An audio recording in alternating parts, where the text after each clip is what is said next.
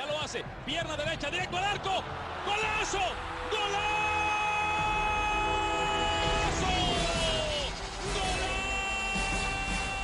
The world of football with a soccer perspective. This is Soccer Today with Duane, Rollins and Kevin Laramee, live on the Sports Podcasting Network. Good day, good night, and welcome to Soccer Today for Monday, August 19th, 2019, of course. I had a little misspoken incident. I was going to say 2018. No, life has gone and moved a long time ago since 2018. We are in 2019. And even the 2019 season, Duane, is coming to an end for some teams. 6 games, 7 games, 8 games left in general. And then you'll have like NYCFC with 10 games left in the 2019 season in Major League Soccer. But before we look at the results this weekend, how you doing today? I'm well. Monday, so here we are. I'm going to do another one. I think we can get through another week, but as you say, we are in the stretch run, and it has come a little quicker this year than past because they condensed the schedule, obviously. So, yeah, it's a big game this coming weekend. I'm sure we'll talk about that a lot towards the end of the week, but fun times. It's going to be a very, very tight playoff race if you're into that sort of thing. A very, very close race. We're obviously going to look at the race today, both on the eastern side and the western side of the MLS divide.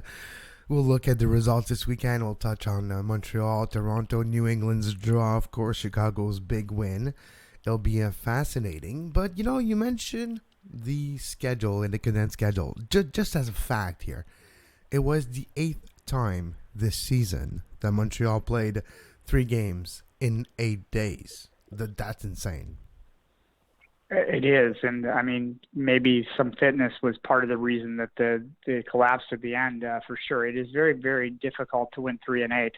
It doesn't happen very often. I've run the numbers on it before. When you do the third game in 8 days, it's something like an average of like 0.7 points a game. Like, it doesn't matter how good the team is; they struggle in that situation in MLS because the rosters just aren't big enough to handle that sort of thing. I mean, you have exceptions over the years. TFC's great season in 2017; they were very good with that. Atlanta was very good on it last year as well. But you have to be an exceptional team to do well in that, and that's a tough schedule for the Impact, and it's part of probably why they're right there on that red line right now. Yeah, 7 out of the last 8 games in the league have been losses, but the Impact are still in the playoffs because no one wants to win in the Eastern Conference. No one wants to take this conference by the cojones and leave with a chance of having a round in the playoffs, at least one game. Atlanta decided to win, and Atlanta was down in the beginning of the season, and that's how open the East is. You just win a few games, well,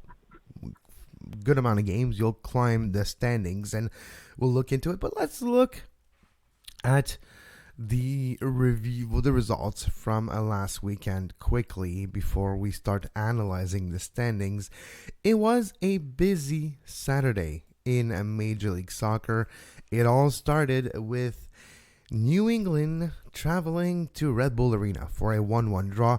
And that's fascinating to me, Duane, because there's 3 important draws that happened on Saturday. Red Bull, New England, Montreal, Dallas 3-3, and Columbus and Toronto 2-2. And all those teams outside of Dallas are in the playoff conversation or close to it. Toronto is in reach of the playoff. Montreal is in reach of the playoff. New England is in reach of the playoff. The Red Bulls are in the playoff. Columbus, with that draw, might have been eliminated from at least the conversation of maybe being a contender for the playoffs.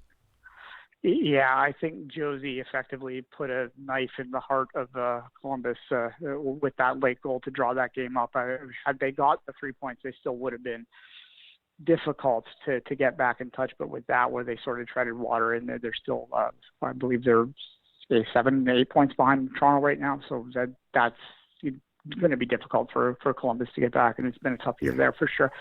Yeah, no, as you say, tread water is how I would describe the weekend in the East. It's really very similar to how it came in. No one really took the bull by the horn, so to speak, and another week, another time. So really, if you're looking at winners and losers, if you're above that red line and everyone treads water, then you're the winner. If you're Toronto and you're below it, you needed to get 3 points to overtake. I mean, they're still in touching distance. They with 2 minutes left in that game and 2 minutes left in the Montreal game, things were looking very bleak for TFC, and it turned around very quickly. But it's still not a great result to only get the 1 point against a weak Columbus team.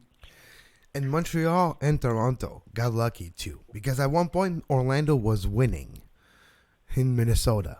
And if Orlando would have won that game, Orlando would have surpassed and taken a playoff spot.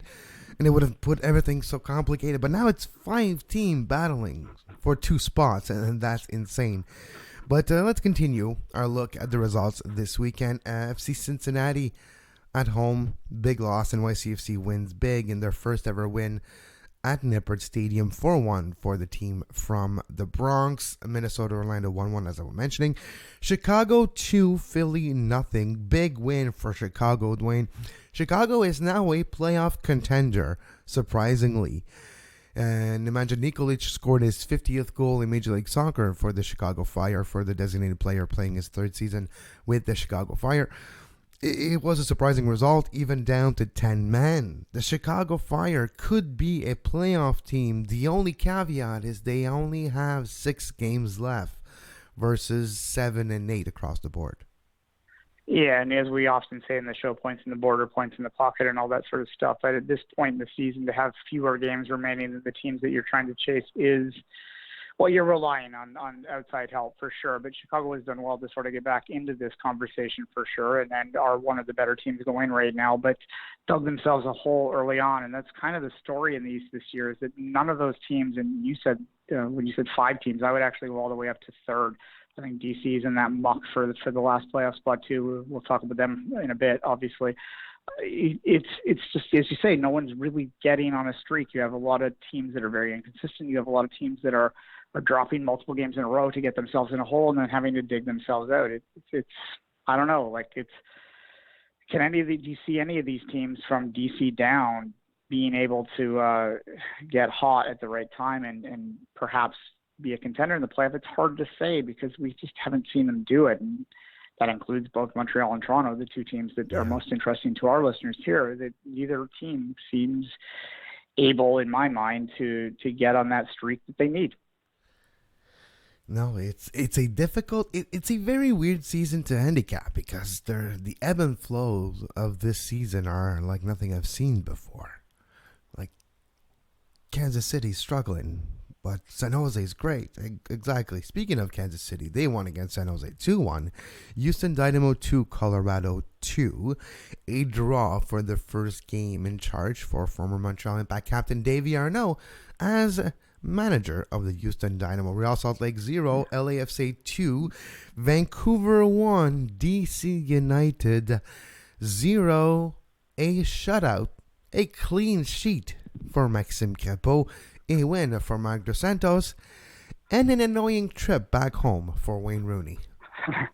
Yeah, he certainly went on Twitter to express his disdain for a 12-hour travel day as opposed to what could be a 6-hour travel day if they had a charter flight. And perhaps we'll dig into that one a little deeper later. But DC just didn't look like they had anything against Vancouver. I think it was Vancouver's first win in like 3 months or something. So it was, the second one, that could be Cincinnati. It was not the best game to watch, and it's hard to see what exactly DC is doing right now. They remind me, remember of the Fire 2 years ago when the Fire made the playoffs, but they were spiraling at the end of the year, and then they went out badly in the play. That's what DC reminds me of. I think they have enough points to get in, but they don't look good. You're talking about Chicago when Schweinsteiger first showed up.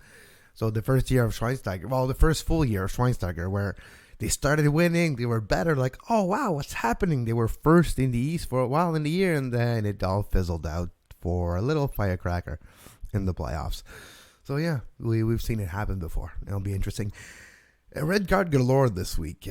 There's been 5 red cards across Major League Soccer this week. Real Salt Lake got 1. LAFC got 1 in the game they played each other. LAFC won on the road at the Rio Tinto Stadium with a 2-0 win versus RSL. Freddie Juarez's first interim manager game. He did manage 3 games before this anyways, before the official parting ways of Mike Petke. LA Galaxy 2 with a red card too versus Seattle 2-2. And the sole game on Sunday, maybe a preview of what could be MLS Cup, depending on Portland's run. But Portland's looking better and better. Atlanta's looking great. Portland 0, Atlanta United 2. Another win for the team from the City of Peaches. Yes, yeah, exactly. I mean, I have a hard time right now not seeing Atlanta LAFC in the MLS Cup final. Now, things happen in the playoffs, so who knows? But certainly they are getting hot at the right time, and they're climbing up the standings. And Philadelphia does not seem like they're necessarily going to grab a hold of that first place seed that they're in. I feel it's safe for playoffs, but I would be surprised if Atlanta doesn't end up winning the East and would be the heavy favorite to me heading into the playoffs, and it's a heavy favorite on the other side as well. So I think it's going to be Atlanta LAFC in the final, and we'll see. That'd be a great game, but Atlanta has turned it around. There is no doubt about it. Talented team. They were always going to. You know what's interesting with those two teams being the favorites? It's a big travel. Like I'm looking to go to MLS Cup this year, but Atlanta, LA, come on, can one team a bit closer to my place? Well, you know what though? November 10th. It's getting cold here. Atlanta must be nice in November. LA I know is nice in November too. Okay, this could be fun though. Yeah, the weather in Georgia is not as warm as you think, but it's better than here for sure. Yeah, you get cheap flights to LAX for $500 from Toronto. I don't know what it is from Montreal. Add 100 to that, so it's not too bad. Okay, not too bad. Let's take a look at the standings, because after we look at the standings, I have in front of me the schedule of Montreal, remaining games, of Toronto, and Vancouver. And I wish I could do the exact same thing for all 24 teams in the league. 23, I don't know how many there is now. There's so many teams.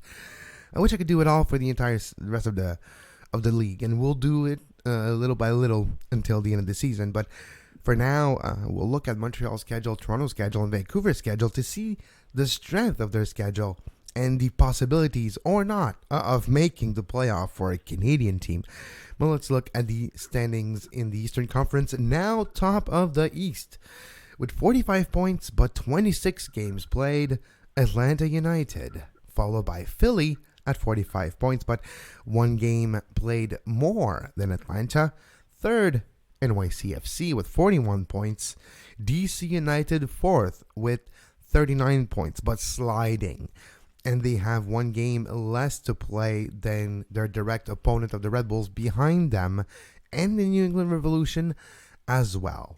So if the playoffs were to start tomorrow morning, Philly, NYCFC, and DC United would host, respectively, the Red Bulls, the Revolution, and the Montreal Impact. Yeah, and those one-game knockouts, as we said, is going to be tough. New York City FC is the other team in the East that's really trending up right now. If you look at where they were at the end of May, people were talking about coaches getting fired, total turnover of the roster, and then suddenly they started to figure things out. And they're going to be an interesting team in the playoffs. I think I said this last week. If they can really take advantage of that home field advantage that they have when that sort of postage stamp that they play on, then they could be very interesting in a one-game knockout situation. There's a history of NYCFC not doing well in the playoffs. Part of that, I think, was Vieira's stubbornness to not adjust. I mean, we saw it in the Toronto series in 2016 where they just absolutely got blitzed because they refused to acknowledge that TFC had offensive weapons. But, yeah, it's going to be interesting to see what they do in this new era if they continue on the trend that they're on. Now, let's look at the playoff battle. So, teams involved, and you're right, DC is in that mix with 39 points. I think 41 for NYCFC is good enough that we can draw a line there.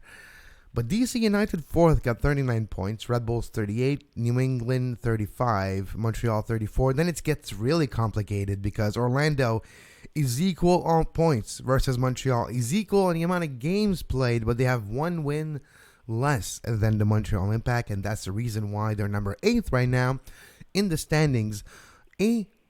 Another tie. Toronto's got 34 points as well, one game in hand, but they do have one less of a win as well, and their differential is in the minus, but at least it's not as bad as Montreal, which is the second worst goal differential in the Eastern Conference after the Crew. But Toronto 34, so you got 3 teams at 34, 1 team at 35, 1 team at 33, the Chicago Fire. So from DC in 4th with 39 points all the way to 10th with the Chicago Fire, you have 6 points separating 6 teams, 7 teams. That's insane. No, it is. Yeah, MLS wants this. This is their dream, right? They like parity. They like the playoff battle, and to have, if the situation is the same on the final day of the season, I'm sure that they'll be very happy with that, and it will be compelling. I'll admit it's just my opinion on parity, forced parity, is that I don't like it, but nonetheless, it is certainly very interesting in terms of what the point standings are right now. Yeah, I agree that you can draw that line at DC. I did the numbers the other day. I think 45 is going to be your magic number in terms of points to get that 7th spot. So you can sort of do the math from there. And a lot of those teams are playing each other too. So it's going to be a very tight race to the end. And if any one of them gets hot and wins 4 or 5 in a row, then they can grab a hold of things. But I don't see the evidence of that. No, exactly, because no one did it all year. And now let's move to the Western Conference. The first team to clinch a playoff spot, the Supporters Shield race leader, and they're about to win it soon because they've got like 16 points clear of their closest Western Conference rival. 58 points in 25 games played for LAFC, 2.32 points per game, 10-0-1 at unbeaten at Bank of California Stadium for the best team in Major League Soccer this year so far. LAFC number 1 in the Western Conference. No one's taken over that spot. That, like, you can put that one in on a marker because you're not going to need to erase it. No, I mean, with LAFC, what you're looking at now is that 70-point barrier for the 3rd year in a row. We're looking at a team that's realistically chasing the all-time record, not really a Supporter Shield in any real way. They will win that shield, and they will win it with ease. Whether they can get 70 points will depend on how they approach the final games. They might get to 80. Like 58 points. They have 9 games left. 9 times 3, 27. I don't think they're going to win all 27, but they could win 24 points. They could get all the way to maybe 82. Well, we'll see. It'll be a fascinating time. You know what's surprising? And we haven't talked about this. Look who's second in the Western Conference. Minnesota United, 42 points for the Loons. Second, but a surprising performance for the Loons. All season long, they were a little bit more consistent. And at the end of the day, with 8 games left, they find themselves second with a potential home playoff game. It is very tight in the Western Conference too, and we'll get there. But Minnesota might host their first ever playoff game in their 2nd year of existence. Yeah, I mean, third, but yeah. 3rd, you're right. Consistent. Yeah. You nailed it. It's consistent. Consistency. And Minnesota has not really, to me, jumped out and looked like world beaters at any time, but they just sort of chug along, right? And in MLS this year, unless you're LAFC, that's going to be enough to get. Philadelphia is similar, right? They don't look dramatically better than anyone else, but they have been consistent, and that is the key to being successful in Major League Soccer this year. There is only one dominant team. The rest of it is just a mock. And Minnesota has through that consistency allowed themselves to sort of keep their head up there, and it is a good story after the first 2 years. We always talked about hard and soft launches. They certainly have launched well in their hard launch season. Good for them. Yeah, and we're happy for everyone in Minnesota. Speaking of everyone in Minnesota, we want to say get well soon to our friend Wes Burdine, who suffered an appendicitis in Minnesota. Get well soon, Wes. LA Galaxy 3rd with 41 points. Real Salt Lake 4th in the Western Conference with 40 points. Seattle 5th with 40 points. San Jose 38 and Portland 37. The thing is, the battle for the Western Conference is not necessarily who's going to make the playoffs, but it's who's going to finish the season where in the playoff scenario and who's going to host the playoff game. The only outsider team that I can see squeaking in is FC Dallas. They're right now 8th. They have 37 points, equal on points with the Portland Timbers, but they have 2 games more played, so Portland's got 2 games in hand. And everyone above the black line in the Western Conference has played less game than Dallas. So it will be difficult for Dallas to come in. But we sucked. For me, Duane, it's just number 2 to number 7. There's 5 points in the Western Conference that differentiate. So literally the entire playoff portrait, the entire landscape of the possibilities in the Western Conference could change outside of LA winning the West. Yeah, LA sort of blinds us to the fact that the West is very similar to the East this year in terms of how close it is and how no team is really jumping out and taking things because they have LAFC there, and everyone looks at them and goes, all right, well, we have this dominant team. The West is clearly much better than the East. I don't really see it that way. I see it just as I said, like it's a similar conference. They just have one dominant team that is sort of making us all take notice. So, look, again, whoever gets hot or cold is going to be the team that's out and in this case. You're right. There's probably no battle. I don't think Houston's going to find their way back into this. They probably think they can, but I don't think there's much hope there. It's probably between Portland and Dallas or for that last position. We'll watch it for Seattle. They're kind of sliding down right now. I don't know. Like, yes, is this interesting? Sure. Is it what I love? I don't know. I'd like to see excellence, and that's why LFC is so compelling. No one's talking about these teams, right? As much as MLS talks about how great parity is, no one is going to remember the 2019, Portland Timbers. There's not, unless they win, I guess. Yeah, which could happen because that's what happened in 2015. They didn't feel like the winner. They didn't seem like the winner. And at the end of the playoff run, they were. Now let's look at Toronto FC's schedule until the end of the season. I would say outside of 1 or 2 games and 1 or 2 travel, a pretty easy schedule for Toronto FC, facing Montreal on August 24th, then New England on August 31st, Cincinnati, NYCFC, Colorado, LAFC, Chicago, and Columbus. All in all, I would say 3/4 of those games, Toronto could have a good shot at the points, at the victory. The game against LAFC, the game against NYCFC are the ones where you'll need to maybe do some squad rotation and think about the rest of your calendar if you're Toronto, because those 2 games fall exactly in the middle of a 3 and 8 days in back-to-back weeks in September for Toronto. I think those 2 stretch will tell us a lot about Toronto. So FC Cincinnati, NYCFC, and Colorado. Those 3 games are between September 7th and September 15th. And then the week after. So it's literally 6 games in not even 15 days. Then they play Montreal in the Canadian Championship on September 18th. LAFC in LA on the 21st of September. And then the return leg in Toronto on September 25th for the Canadian Championship final. Those 2 weeks are where Toronto's season will be played.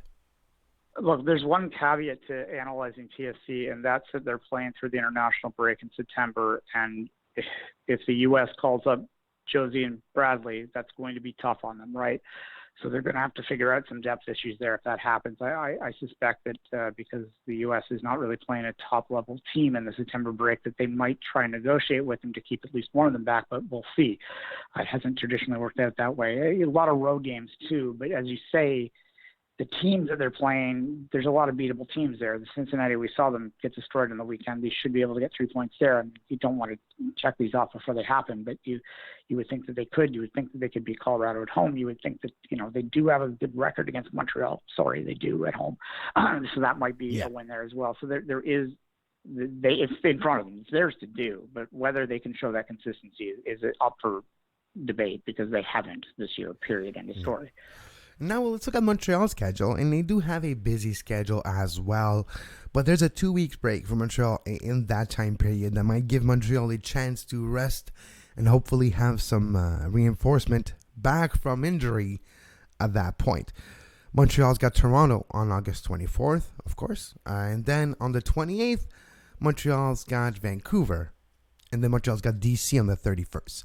So 3 games in a 7-day stretch, 8-day stretch there once again. That will be the 9th time this season Montreal has a 3 games in 8-day stretch. Then they have 2 weeks off. All the way to September 14th, where they host FC Cincinnati at home. The return of Jack Stern and Yoann Damet to Stade Saputo. Montreal Impact then will face Toronto in the final of the Canadian Championship League Leg 1 on the 18th. They play on the 21st in LA as well against the Galaxy. So, very similar schedule for Montreal and Toronto. Those 3 games, the same travel. The 2 away and the home and away leg of the Canadian Championships are similar for Montreal and Toronto. And both teams play in LA on the 21st. One is LAFC, one is the Galaxy. That's not a coincidence.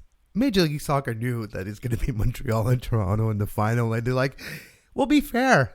We'll both make a travel to LA midweek. Well, in the weekend between the 2 games. That's kind of funny that both there. Is it the same time of the day, or could you potentially have a Canadian derby in LA? I don't know. I don't have the schedule for you, but both at the same time on September 21st at 10:30 p.m. Montreal Impact is at LA Galaxy and Toronto's at LAFC. Oh, come on, play an afternoon game out there, guys. We can do the double team out there. But anyway, look, Montreal has a lot of home games. That's the advantage they have. So. It's in front of both these teams. 5 out of 7, just to for clarity. So 5 out of 7 games left are at Stade Saputo.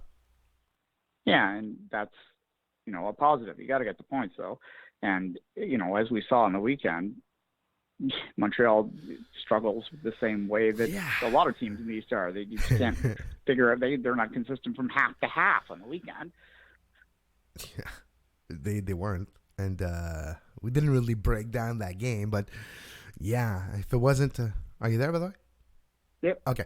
If it wasn't for Lapalainen and 2 gifts, literally gifts from FC Dallas, Montreal would not have had a tie in that game. But when you go up 3-0 and you draw 3-3, it's a draw that feels like a loss, and that's what I've asked Lapalainen. And by the way, if you want to hear Lassie Lapalainen, Rémi Garde, and their post-game comments after the game, I'll send you to our Patreon page where you can get the raw audio that I collect every weekend for $2 a month for now at patreon.com/sportspodcast network. I post them on our Patreon page after the live show. But yeah, Duane, first thing I've asked Lassie, are we still happy after conceding 3 goals even though you scored twice? Does this feel good? Like, no, obviously we want to win. And that's the conundrum.